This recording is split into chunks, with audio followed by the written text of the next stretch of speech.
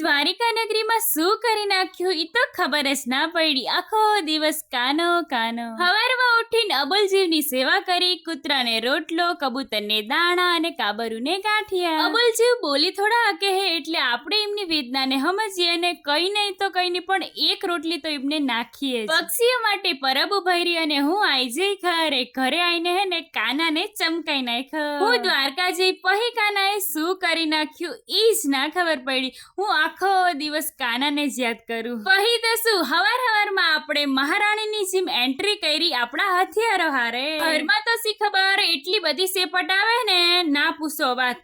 આપણે સાફ કરવી પડશે ને બીજા કોણ આવશે સાફ કરવા. આ કબાટ જોવો, આ કબાટ હે ને મારા બાના આ વખતેનો હે. અમે નવા ઘર કર્યા ને પણ બાય હે ને એને વેચવા ના દીધો, એમની યાદગીરી હે. માર મમ્મી કે રીથી ચેદુની મન તો હે ને પાપડ ખાવાની ઈચ્છા હે.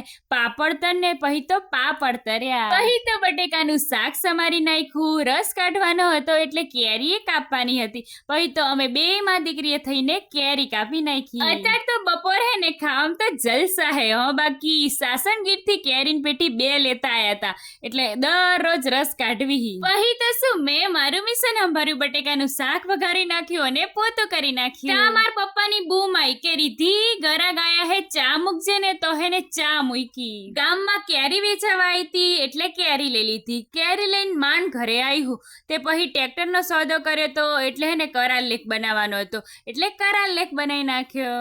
વાગી છે તો બપોરના 1:30 અને અમે બધાય ખાવા બેસી ગયા.